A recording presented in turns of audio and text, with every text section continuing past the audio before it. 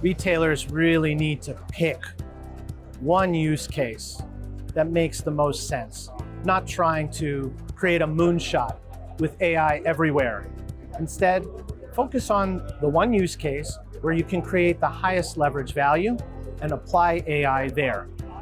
Organize the people, the systems, the workflows to align around solving that one problem.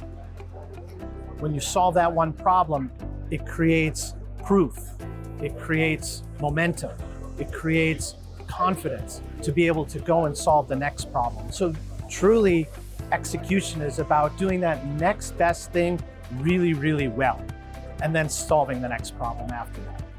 We're seeing that right now, AI reacts. We're going to start to see that evolve to AI anticipating and eventually AI orchestrating.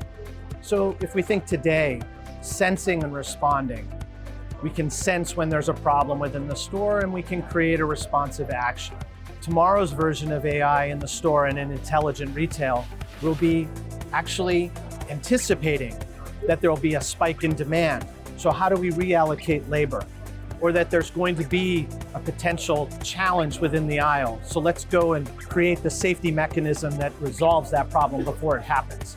So this is where anticipation will occur using AI. In the future, we'll start to see orchestration. And what that means is we'll connect all of those systems using the anticipatory aspect and then enable staff to be able to best prepare for situations. This isn't about taking staff out of the store with AI, but instead utilizing AI as an orchestrator so that staff can be more productive.